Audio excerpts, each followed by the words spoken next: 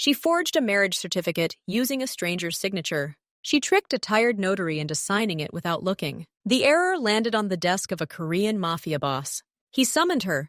Now she must prove she's worthy of being spared. Let's go back a week. Enjoy. Emily Okafor is sitting in a cafe. She's reading the news on her tablet. Her eyes fall on a small article. It doesn't name names, but it's clear. A highly influential Korean businessman, Jin-ho Kim, wants to find a wife. He's not looking for an affair. He's looking for a formal marriage. For status. For the image of a solid family man. This is part of his new position. Emily stops reading. She looks ahead and thinks. She's long sought a way to live peacefully and securely. This man isn't just rich. He's like an impenetrable fortress. Approaching him in the usual way is impossible. But becoming his wife by contract, that's possible. This is her chance. Now she has a goal. She's determined to do so. Emily begins to consider her next steps. She imagines herself standing next to Jin-ho. How can she get to him? She can't just walk up to him. His security won't let her in. She needs a reason to meet, a reason why he'll want to see her. She quickly finds a solution. Jin-ho loves order. His business must be perfect, and his business must be neat. If an error appears in his important paperwork, he'll be angry and intrigued. He'll start looking for whoever did it. So she needs to make that mistake. Not a crime, but a problem with the paperwork. An error that will affect both his affairs and hers. It will be like a pass that will lead her straight to him. It takes the right person to make a mistake. Emily begins searching. She needs a specialist with an impeccable name, whose signature and seal won't raise any questions, but also someone with habits, lonely, perhaps tired of the routine. A few days later, she finds him. Lucas Vale, notary. His office is small but well-reviewed. He's always punctual. He always follows all the rules. He's very neat. Emily watches him for a couple of days. He comes to work alone. He leaves alone. He's perfect. His love of order is his greatest asset. But in her plan, it will be his weak point. Lucas doesn't know that he's now the main weapon in her game. Everything is ready to begin. Emily takes action. She makes an appointment at Lucas Vale's office. The reason is simple: to have copies of several personal documents certified. She arrives exactly at the appointed time. The office is small, clean, and very quiet. Lucas behaves professionally. He carefully checks her passport, silently comparing the photo with her face. His movements are precise, without unnecessary fuss. Emily calmly answers his clarifying questions. Everything happens quickly. He stamps the documents, takes the fee, and hands her the completed paperwork. Their meeting lasts no more than 10 minutes. But for Emily is satisfied. She notices important details. His desk is meticulously organized. Stacks of papers are neatly lined up. Pens rest in a special cup. He wears simple glasses with thin metal frames. He doesn't smile once while working. He looks completely immersed in the process. Emily returns to him a week later. Now she needs to have a signature notarized on an application. She watches again. She sees how he works with other clients. He's equally polite with everyone. No personal conversations. His gaze is always fixed on the documents. Emily notices a weak point. When a client asks too many questions or becomes nervous, Lucas purses his lips slightly. He clearly dislikes fuss and uncertainty. He values silence and clear instructions.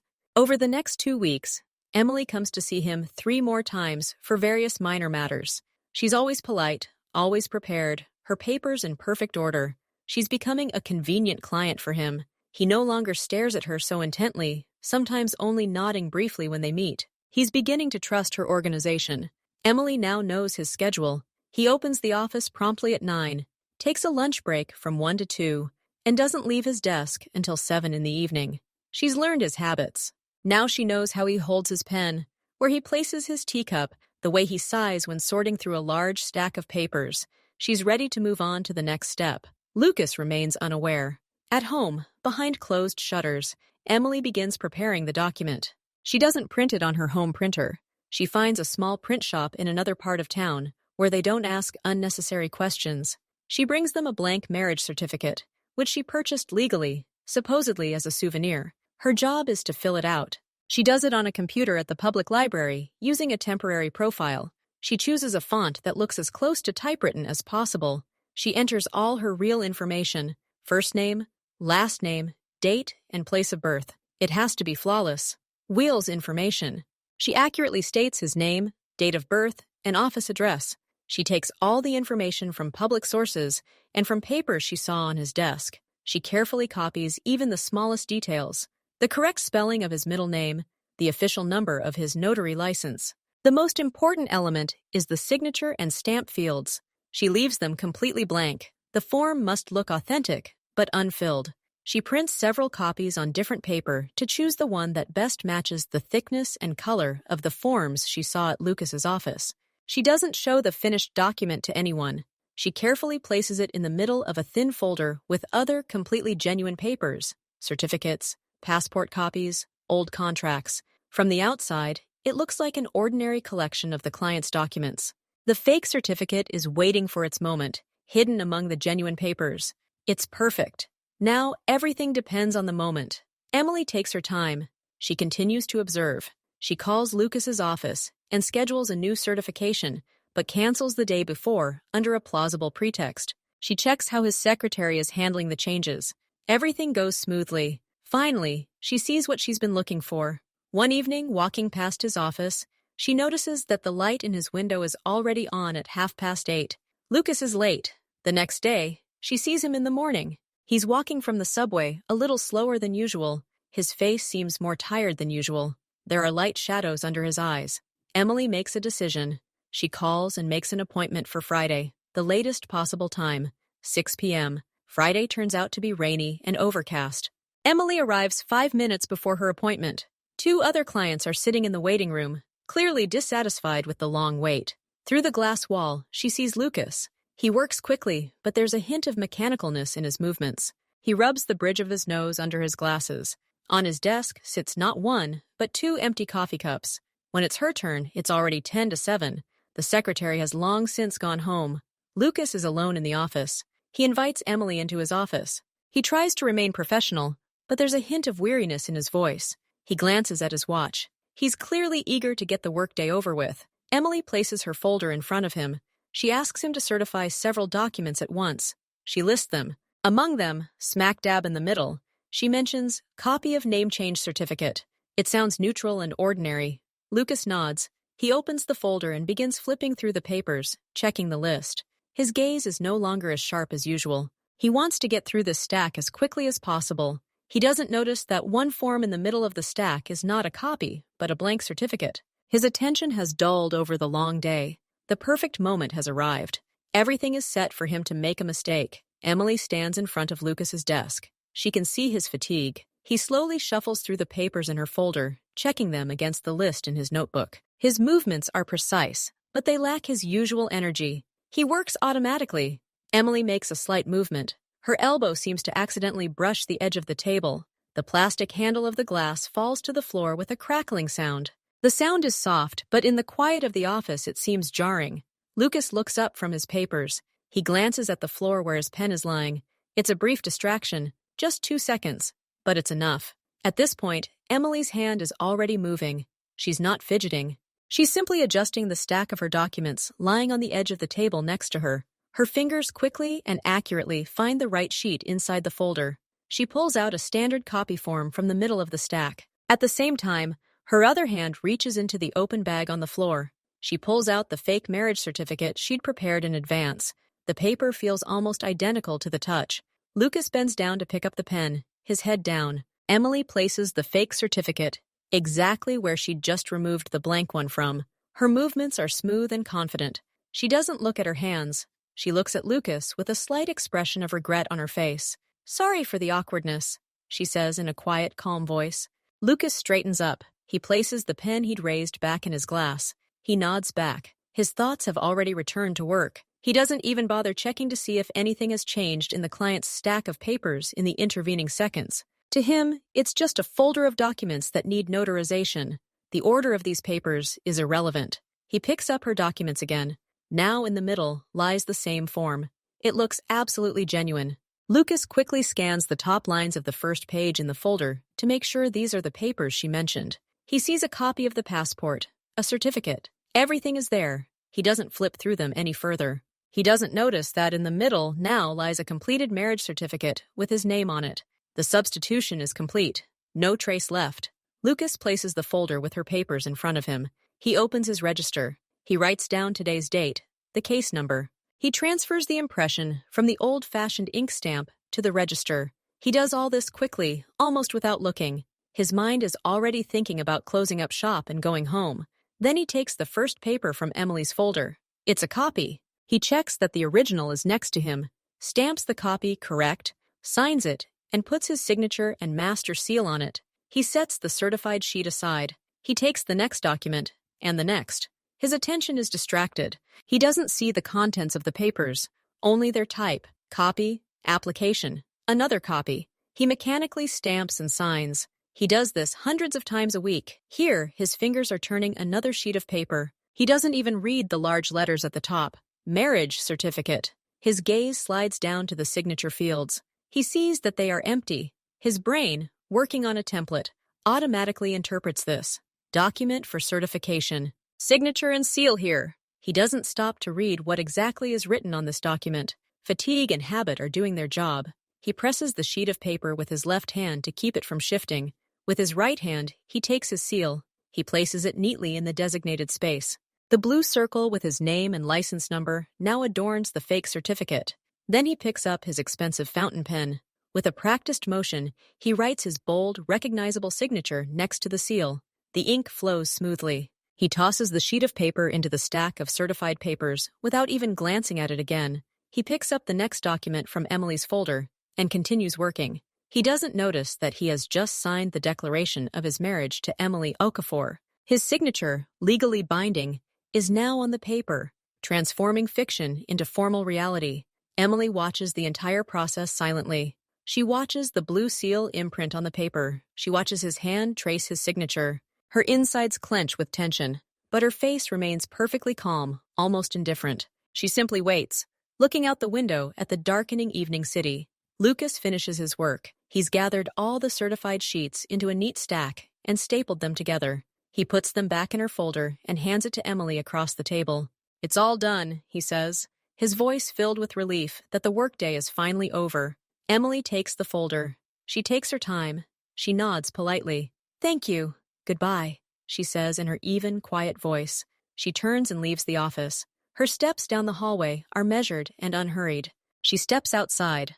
Only now, as the building door closes behind her and the cool evening air touches her face, does she allow herself to take a deep breath. She doesn't smile. She doesn't look triumphant. She looks focused. She walks 2 streets, then descends into the subway. Inside, she sits down in a free seat. The folder lies on her lap. She opens it and, without attracting attention, flips halfway down. There it is, a sheet with a blue seal and a dark signature. She quickly scans the text. All her information, all Lucas's information, everything is correct. The document looks completely legitimate.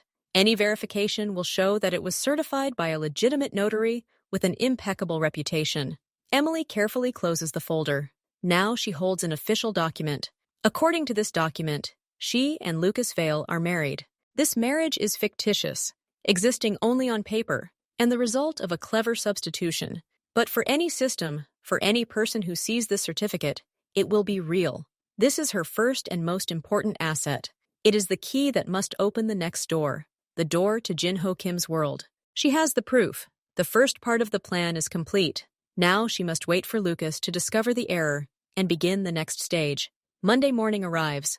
Lucas arrives at the office as usual. He sorts through yesterday's paperwork to enter the results into the electronic archive. He opens the journal and begins reconciling the entries. He reaches the last entry from Friday, the registration number, the payment amount, the client's name, Okafor. His finger pauses on the line. Under document type, his handwriting has written, certification of copies, application. Everything is as usual, but something gnaws at him inside. A vague, unpleasant feeling. He recalls that last visit, his fatigue. He mentally flips through the stack of her documents in his mind. A copy of her passport, a certificate, something else. And suddenly his memory yields a fragment. A sheet of paper with large letters at the top flashed in his hands. He dismissed it then, didn't bother reading. But now those letters rise before his eyes with terrifying clarity. He rummages through the folder with copies of certified documents from Friday. He finds the copies he made for the archive. He flips through them. A copy of the passport, a certificate, an application, and then the next page. He freezes. In front of him lies a photocopy of the marriage certificate. His own seal and signature certify the marriage between him, Lucas Weil, and Emily Okafor. At first, there's emptiness and a ringing sound in his head. Then the blood suddenly drains from his face. His hands turn cold. He grabs the original copy and peers at it. This isn't a dream. This is a real document with his seal. He's never seen this form. He didn't fill it out, but his signature and seal on it are real. Horror rolls over him. He understands. He's made an unforgivable, monstrous mistake. He's certified the document without looking. He, Lucas Vale, for whom accuracy is everything. His career, his reputation, his license, all of it now hangs in the balance. One complaint, one inspection, and his name will be disgraced. He jumps up from his chair and starts pacing the office. He can't breathe. He finds Emily's phone number in his notebook, the one she left when they first met. His fingers tremble so badly that he dials the wrong number twice. Emily sees an unknown number on her phone screen. She immediately knows who's calling. She's been waiting for this call. She lets it ring 3 more times, then puts the phone to her ear. She doesn't say hello. She just remains silent. Emily, this is Lucas Vale. The voice on the other end of the line is strained and broken. It's panicked. We have to meet. Right now. It's about a document that was certified on Friday. There was a terrible mistake. Emily looks out the window. Her face is calm. She answers in a calm, even voice, without a hint of worry. I know what document you're talking about, Mr. Vale. I'm listening. Her icy calm stuns him. He expected shouts, questions, maybe threats, but not this. This certificate. It's invalid. I didn't fill it out. There's some kind of misunderstanding. We must destroy it. Cancel the record. His speech is hurried and disjointed. There's an entry in your journal, Emily retorts simply. Your signature and seal are on the document. To any outside observer, it's a perfectly valid document. The mistake, as you say, was made, and it's now part of the official record. What do you want? Lucas blurts out desperately. He realizes he's not talking to a confused victim of a mistake, but to someone in control of the situation. Emily pauses briefly for effect. I'm willing to settle this matter quietly. I'm willing to forget about this document and even return it to you, but only after you perform one small favor for me. One condition. What condition? Lucas asks immediately. His voice brims with both hope and a new fear. I have a friend, a business partner. He needs notary services. Several documents need to be processed urgently and, most importantly, confidentially, Emily says, her voice sounding businesslike, as if she's discussing a routine order. His name is Jin-Ho Kim. He's a respected businessman. You'll need to meet with his representative, prepare and notarize a package of documents. They're related to a commercial property lease. Nothing complicated for you. Lucas is silent, processing this information. It sounds almost normal. Too normal. And if I do this, will you give me that certificate? Will we revoke everything? He tries to grasp at this straw. Once the documents for Mr. Kim are ready and delivered to the proper authorities, I will return your copy of the certificate to you. We will resolve the cancellation issue. Quietly and quickly, but only after. Her tone brooks no argument. This isn't a request. It's an ultimatum. Okay, fine. I agree. Send me a representative with the documents. I'll handle everything, Lucas says, feeling a weight lift from his chest, but a nagging worry takes its place. He realizes he's trapped, but sees only one way out. Submit. Excellent! His assistant will contact you today, Emily says, hanging up without a goodbye. Her goal has been achieved. Contact between Lucas and Jin-Ho Kim's world will be established, and she will oversee every detail. Representative Jin-Ho, a young man in a formal suit, arrives at Lucas's office that same afternoon. He's polite but reserved. He brings a folder of documents. Lucas, still pale but composed, gets to work. It's a standard package. Warehouse leases, additional agreements. Everything is clean, everything is legal. Lucas checks everything carefully. His professional instincts prevail over his fear. He finds a few minor discrepancies in the page numbers and clarifies them with his assistant. The assistant immediately contacts his office and provides corrected versions. Lucas feels a slight sense of relief. It's a routine job, nothing criminal. He's just doing his job. He starts filling out the notarization form. He enters the parties' details. The landlord is one company. The tenant is another company, owned by Jin-Ho. It's simple. At that moment, his phone rings. Emily's number appears on the screen. Lucas flinches. He apologizes to his assistant and goes out into the hallway. Listen carefully, Mr. Weil. Emily's voice on the phone is quiet but clear. In the notary who certified the transaction section, in addition to your name and license, you must indicate your marital status. This is a requirement of internal regulations for transactions of this size with Mr. Kim's client. Skipping this section could lead to unnecessary questions and delays. Lucas frowns. It sounds odd, but he's too flustered to argue. He doesn't know all the intricacies of the various major clients' requirements. What exactly should I specify? He asks wearily. Just say married notary. That's enough, Emily says. It's a formality. Lucas returns to the office. He feels cornered. He does as he's told. At the end of the document, in the notary information, next to his name and license number, he adds in a small but clear handwriting, married. It seems like a minor detail, a technical notation, but this notation is a direct consequence of that very same fake certificate. It creates a thin but a strong thread. The official document for Jin Ho Kim now contains a reference to the marriage of Lucas Vale. And Lucas Vale's marriage, according to another document, is to Emily Okafor. He finishes the work and stamps the papers. The assistant takes the finished, seemingly flawless papers. The error has been introduced. It doesn't ruin the deal. It's not a violation. It's simply there, a small detail. That it connects Jin Ho's squeaky clean business world with the notary's sham marriage. And therefore, with Emily. The bridge is built. Now Emily waits for the other end of the bridge to notice this strange, unnecessary detail in the official papers. The completed documents, certified by Lucas Weil, arrive at the legal department of one of Jin Ho Kim's companies. There, they are registered, assigned an internal number, and entered into the system.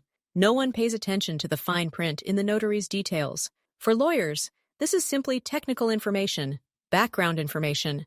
What matters are the amounts, deadlines, and signatures of the parties. The documents pass through all the authorities and form the basis of the quarterly financial report. This report isn't just numbers. It's a picture of order. Every asset, every mandatory payment, every legal formality must be verified down to the millimeter. A whole team of accountants and lawyers prepares the report. They consolidate the data, check every reference, every footnote. They know the boss is personally reviewing these documents. No one wants to make a mistake. Ho Kim's immaculate desk early on the last day of the quarter. He arrives at his office as usual. Silence. No unnecessary noise. He sits down and adjusts his shirt cuffs. His face is expressionless. He opens the folder and begins to read. He doesn't flip through it quickly. He studies. His eyes move from number to number, from the document title to its details. He sees more than just lines. He sees structure, cash flows, weaknesses, opportunities.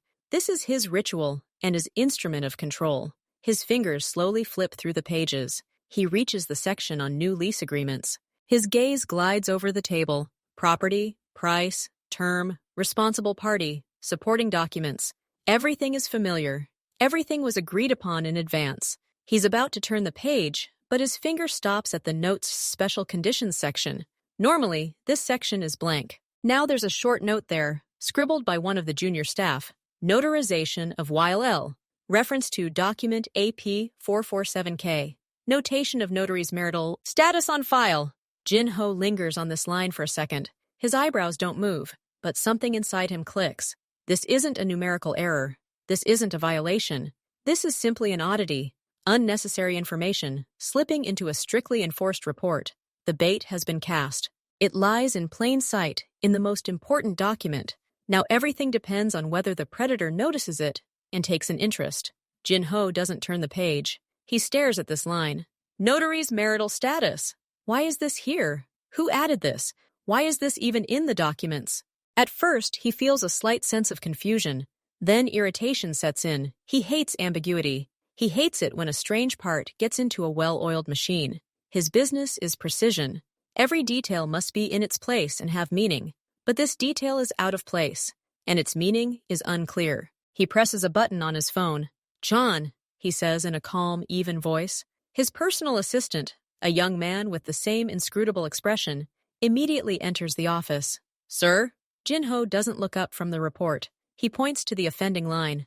This. Where did this note come from? Who added it to the report? John leans over to read. He doesn't show the slightest trace of excitement. I'll find out, he says, and leaves the office. Jin-ho leans back in his chair. He's no longer reading the report. He's staring into space. His irritation is growing.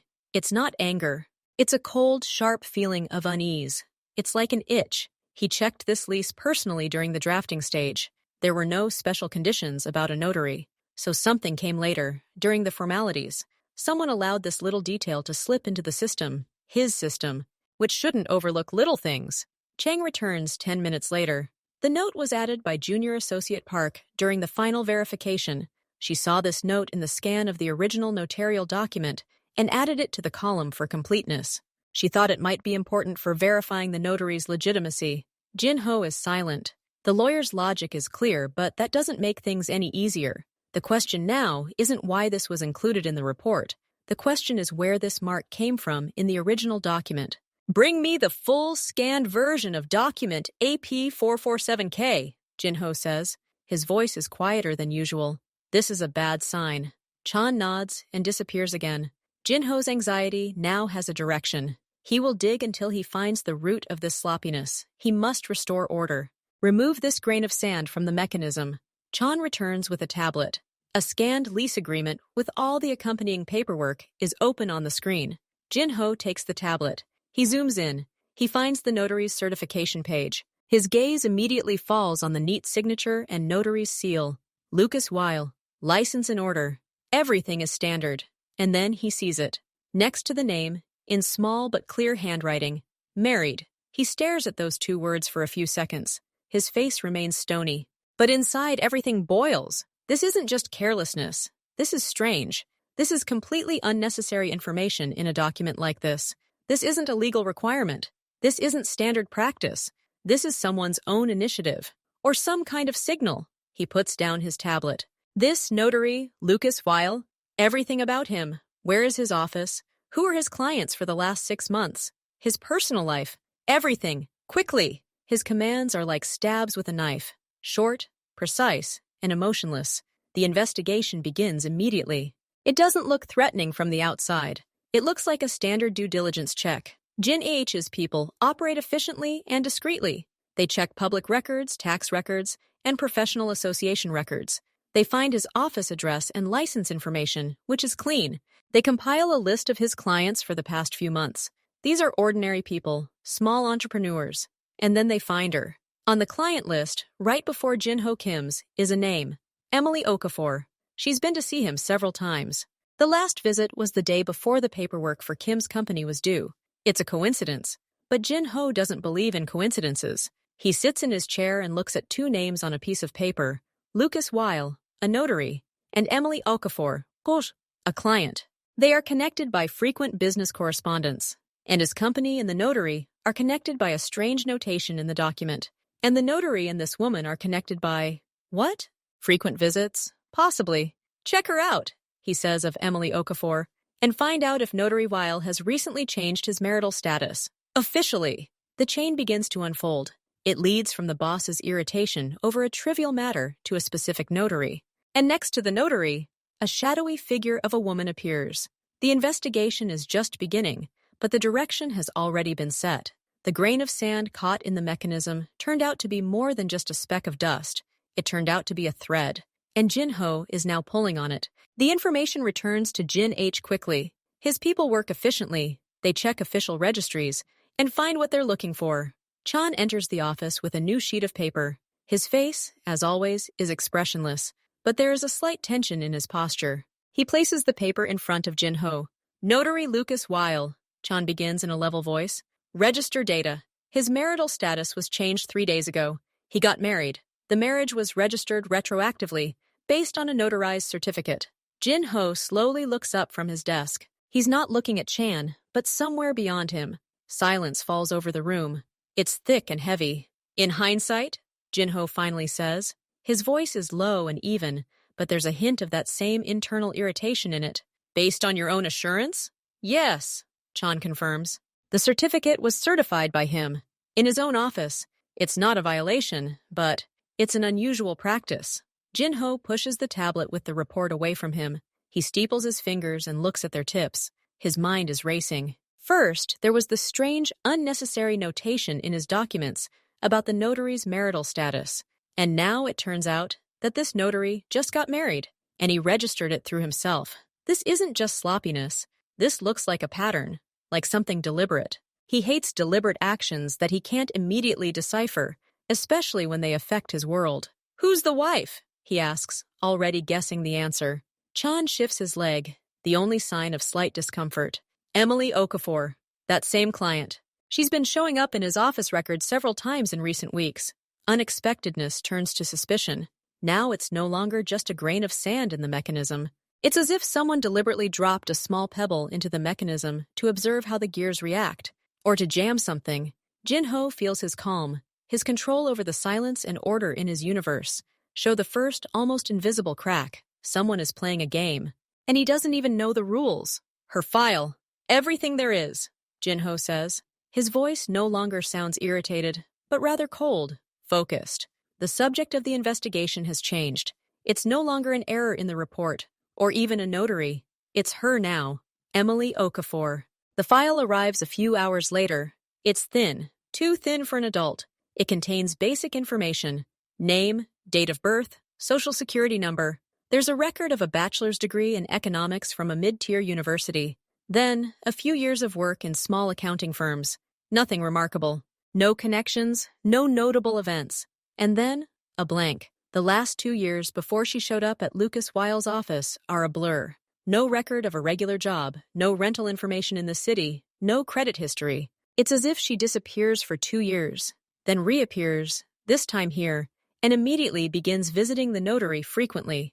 Jin-ho flips through these scant pages. He's not interested in diplomas or past work. He's interested in the emptiness, the gap, the fog, the absence of information where it should be. That's information. It suggests someone knows how to cover their tracks, or that they have a reason to cover their tracks. He looks at the printed photograph attached to the file. It's taken from a street security camera. The resolution is low, but the face is clear. Emily Okafor is staring straight ahead. Her posture is upright, her gaze calm, distant. There's no fear or fuss in her expression. There's confidence, the very confidence that belies her meager file and her strange, sudden actions. Who is she? A former victim who decided to become a hunter? A con artist? A competitor's agent? Or simply a very clever woman with her own plan? Jin-ho can't find a category for her. This infuriates and captivates him at the same time. A simple error in the report has turned into a complex puzzle with an unknown at the center. His interest is now completely focused on this stranger with a hazy past and 2 calm eyes. "Watch her," Jin-ho orders the next morning. 24/7. Discreetly, "I want to know where she goes, who she talks to, what she buys. Every little detail." His men nod and leave. The surveillance mechanism starts silently. They are professionals. They don't wear dark glasses or hide behind newspapers. They look like couriers, like tourists with a map, like neighbors walking their dogs. They change. They don't stay in one place for long. They become part of the urban landscape. The first reports arrive in the evening. They are dry and factual. Subject left home at 9:17, headed toward the center. Stopped at the public library. Spent 2 hours there on the computer in the common area. Left. Bought coffee and a bun at a small bakery. Sat on a bench in the park. Ate. Watched passers-by. Didn't interact with anyone. Returned home at 1:45. Hasn't been out since. The second day's report is similar. Library, bakery, park, small grocery store. No meetings. No phone conversations on the street. No signs of nervousness. Jin-ho reads these reports. At first, he's disappointed by this routine. Where are the connections? Where are the accomplices? Where are the signs of activity? But on the third day, a verbal update from a senior member of the surveillance team is attached to the report. Chan relays it almost verbatim. They say she's unusually calm. She doesn't look back, but she always chooses places with a good view. She's in no hurry, but her routes are well thought out. She doesn't try to hide, but she doesn't make a show of herself either. They say she doesn't act like someone being followed, and not like someone who's planning something bad. She acts like an observer, as if she's assessing the situation herself. That remark changes everything. Jin-ho puts down the papers. He stands and goes to the window. He looks out at the city below, orderly and controlled. And somewhere in that city is a woman who, according to his people, radiates confidence. Not a showy bravado, but a quiet, ironclad confidence in herself and her actions. Does she know she's being watched? Perhaps. And it doesn't bother her? It seems so. Her behavior isn't that of a pawn. It's that of a player who's made their move and is now calmly awaiting a response. She's thrown a stone into his pond and is now watching the ripples. And his people, his eyes and ears, inform him of her certainty. Jin-ho turns away from the window. The cold interest in his eyes is now mixed with respect and with a desire to immediately end this game, to which he doesn't yet understand all the rules. The observation continues, but now he's not just waiting for her to make a mistake. He's waiting for her next move. He's waiting for her to reveal herself, or for him to decide it's time to stop watching and start acting. Jin-ho doesn't like protracted games when he's provoked. Observation has yielded facts, but no answers. He decides to take the direct route, to the source. To the notary, he gives a quiet order to Chan. No threatening phone calls, no letters, just deliver. Lucas Weil closes his office at the usual time. He hasn't yet reached his car when two men in dark coats approach him. They are polite, but their request brooks no argument. Mr. Kim asks for a few minutes. He'll send you back. There's no aggression in their voice, only confidence. Lucas tries to protest, but they gently but firmly escort him to a black car with no license plates. They take him to a building in the business district. The elevator goes all the way to the top. The doors open directly into the reception area. Everything is quiet, sterilely clean. The Chanas escort Lucas into the office. The office is huge, almost empty. A large desk, a few chairs. A huge window takes up the entire wall. Jin-ho Kim sits at the desk. He doesn't get up. He simply looks at Lucas. His face is expressionless. The silence in the room is oppressive. Lucas freezes at the door. He's never seen anything like it.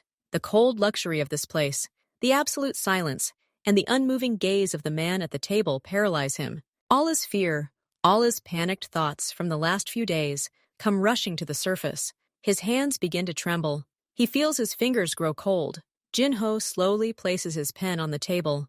The sound seems deafening. "Sit down, Mr. Weil," he says. His voice is quiet, even, and incredibly dangerous. Lucas almost falls into his chair. He can't take his eyes off Jin-ho. I don't know," he begins incoherently. Ho interrupts. "There's a strange note in my documents." "Your note. You recently got married. Congratulations." Explain to me the connection between these two facts. Lucas feels like there's no air in the room. His throat is dry. "This is a mistake. This is a terrible mistake." He forces the words out. "I didn't mean to. It's her. Emily. My wife." He stumbles over the word. "This is her plan. She set this all up. I didn't know anything." He blurts out everything. About his fatigue. About the visit. About how he discovered the certificate. He talks about blackmail. About the condition. To prepare documents for Jin. Ho? His voice trembles, and tears of despair are heard in it. He doesn't look like he's lying. He looks like a man who has broken down. Jin-ho listens silently. He doesn't move. He observes this hysteria with the calm of a surgeon. The story sounds incredible, but the notary's panic is real, so there is a core of truth to it, and she is at the center of it all. When Lucas falls silent, sobbing, Jin-ho makes a slight gesture. Chan approaches the notary and places a sheet of white paper and a pen on the table in front of him. "Write," Jin-ho says. "Write to her. Emily, Mr. Kim invites you to a conversation tomorrow, 8 p.m., same address. And sign your name." Lucas looks at the paper, then at Jin-ho. He doesn't understand, but he's too scared to refuse. With a trembling hand, he writes the words. His signature comes out scrawled and uncertain. Jin-ho takes the piece of paper. He looks at the frightened man's handwriting. "Pass it on," he says to Lucas. "And wait. Now you can go." Lucas is gently led out of the office. Jin-ho is left alone. He looks at the written words. He doesn't summon her himself. He makes her puppet do it. This is his answer to her first move. He doesn't ask. He announces the time and place. He wants her here, in his territory. He wants to look into her eyes and understand who she is and what she needs. The challenge is thrown. Emily receives a message from Lucas. It's short and full of fear. She reads it on her phone screen. Her face doesn't change. There's just a slight flicker of satisfaction in her eyes. Everything is going according to plan. The bridge worked. The predator took the bait and is now calling her to him. She doesn't start fidgeting. She sits down and thinks through every step. She chooses her clothes. A formal dark blue suit, understated and businesslike. No bright colors. No unnecessary details. Her look should convey seriousness, not an attempt to impress. She repeats key phrases to herself. She won't make excuses. She won't beg. She will speak clearly, to the point. She will look him straight in the eye. She must show value, not a threat. Helpfulness, not a problem. She goes to bed early. She's not nervous the night before a meeting. She meditates for 10 minutes in the morning to clear her mind. She eats a light breakfast. She checks that all the necessary documents, copies, statements, are in perfect order in her briefcase. She looks at her reflection in the mirror before leaving. She sees a calm, focused face. No fear, no excitement. She's not going on a date. She's going to the most important negotiations of her life. She's ready. Now everything depends on what happens in that office upstairs. At precisely 8 o'clock in the evening, Emily enters Jinho's office. The door closes behind her silently. She takes a few calm steps forward and stops a respectful distance from the massive desk. Jinho sits in his chair. He doesn't get up. He doesn't offer her a seat. He simply looks at her. His gaze slowly glides over her figure, from her shoes to her upturned hair. He studies every detail, her discreet suit, her upright posture, her hands resting calmly at her sides. He looks for signs of nervousness, trembling fingers, rapid breathing, a shifting gaze. He finds none. The silence in the office becomes physical. It lasts a full minute. Emily doesn't look away. She looks at him too, calmly and directly. She endures this silent examination, her expression unchanged. She knows this is the first test. Jinho is the first to break the silence. "Sit down," he says curtly, pointing to a chair. Emily nods and sits down. She places her briefcase on her lap, but doesn't open it. "You know why you're here," he continues. "It's not a question, it's a statement." "Yes," Emily replies, her voice clear and even in the quiet office. "I'm here because you found that very error in the documents, the one I created for you to find." She doesn't try to deny it. She doesn't hide behind ignorance. She lays it out there. Her directness is stunning. Jinho didn't expect this start. He expected excuses or lies.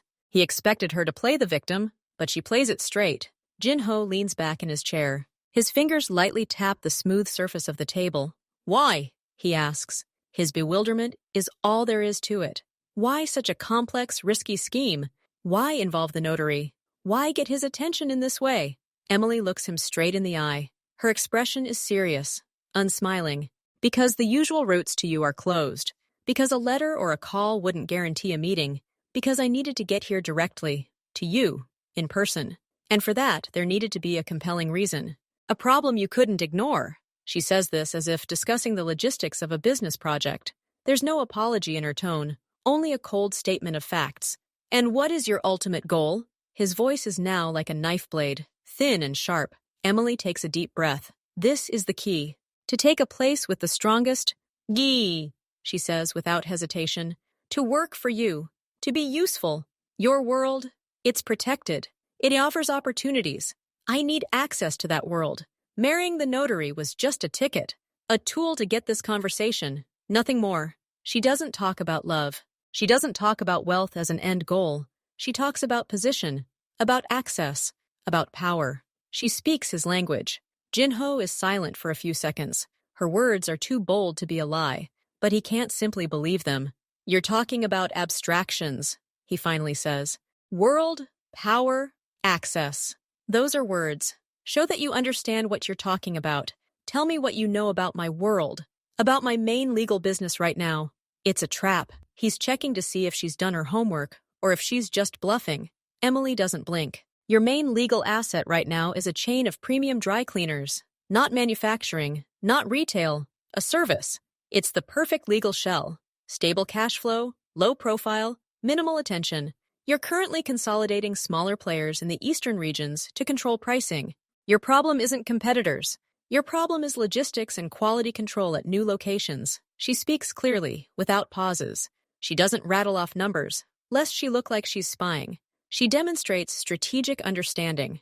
She shows that she sees the big picture and isn't stealing data.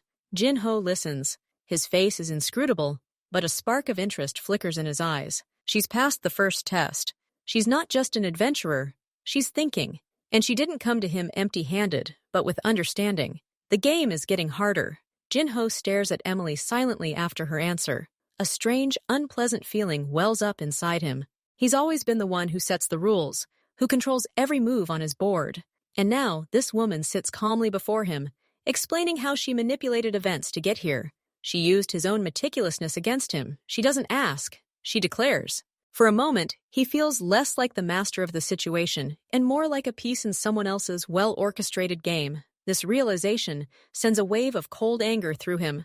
But along with the anger comes a sharp, nerve-tingling curiosity. Who is she to play like this? Emily sees the storm in his eyes. She knows this is the decisive moment. She places her briefcase on the table, but doesn't open it. "You don't trust words." "That's right," she says. "Give me a chance to prove my worth in action. I know there's a problem in your environment. A small crack. Let me find it, fix it through me.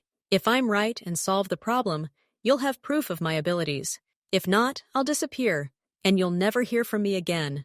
She's offering a deal, not a request for protection or money. She's offering him the chance to test her. She's putting everything she has on the line.